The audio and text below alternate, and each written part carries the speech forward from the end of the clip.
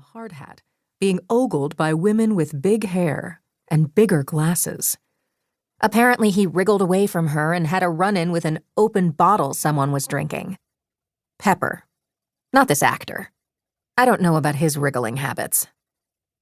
I glanced back at C7, unwilling to miss more of my Mr. Tuesday moments, even for a Pepper story. "This is not a Diet Coke break," I said, acknowledging in my own head that it was. I just had smaller hair than those women. "It's curiosity."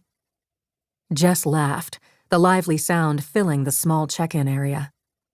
When some policy changes made it possible to move our mobile grooming business into the terminal, we'd sunk all our savings, all our connections, all our favors, and all our time into getting it off the ground. Time I had. The rest of it was short. But I loved this space, especially with my best friend's voice bouncing off the walls. Curiosity about what he looks like without the suit on? I grinned and watched Tuesday stash his phone, look around, and then head toward the other end of the terminal.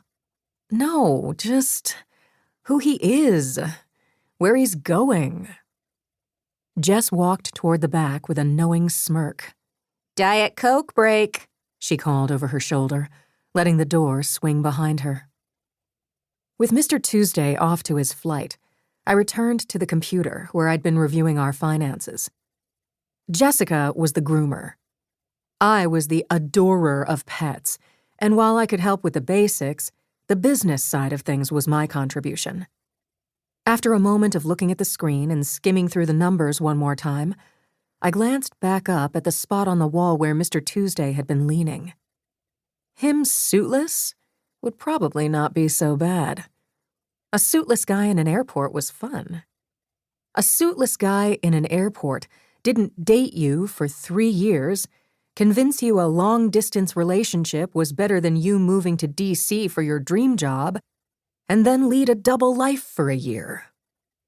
I shook off the memory, because that betrayal had changed me into someone who was scared to get into anything romantic, but also into the river rafting, skydiving, business-starting, fearless woman I was. Some risks were worth it to prove to myself I wasn't a timid person anymore. People risks? Well, I had book boyfriends for that. I glanced at the novel tucked into my purse under the counter, eager to get back to it later. Back to the hustle. I scrolled through the accounting software, double-checking my work, the proposal to expand in another window. The muted sound of Pepper's sharp, high-pitched bark came through the usually effective soundproofing door. "Hey, Ollie, Jess is in the middle of it with that chihuahua. Can you help me with—" Jeremiah pushed through the swinging door, his hands covered in suds. It never occurred to me that we'd have so many regular customers in an airport, and I turned immediately, knowing how squirrely Pepper could be when motivated. "Sure, just close the—" A young couple holding an animal carrier walked into the shop. But before they could say anything, Pepper, covered in soapy water, made a run for it, leaving a trail of suds across our floor and out into the terminal, trailing his lead behind him like a snake. Damn it! I'll get him!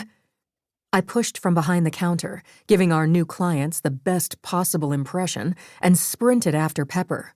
"Jeremiah, please help them!" I cursed the devious little animal I used to find adorable and ran after him through the crowded walkway, calling after him. "Pepper!" I dodged a family staring blankly at the arrivals and departures board, ignoring my instinct to help them. "Pepper, come!" Ahead of me, the dog bobbed and weaved, and I swear the little jerk slowed down until I got close, probably laughing maniacally in his head. I'd planned to land in D.C. as a power player in a corner office for high-level campaigns. As I slid on one of Pepper's wet paw prints and hurtled to the ground, banging my forearms on the tile, I questioned the life choices that had brought me to this point. Scrambling to my feet, I searched the area and followed his wet trail. "Pepper!" The crowd had thickened, but I heard a deep voice say, "Gotcha!" And I breathed a sigh of relief, hoping the voice didn't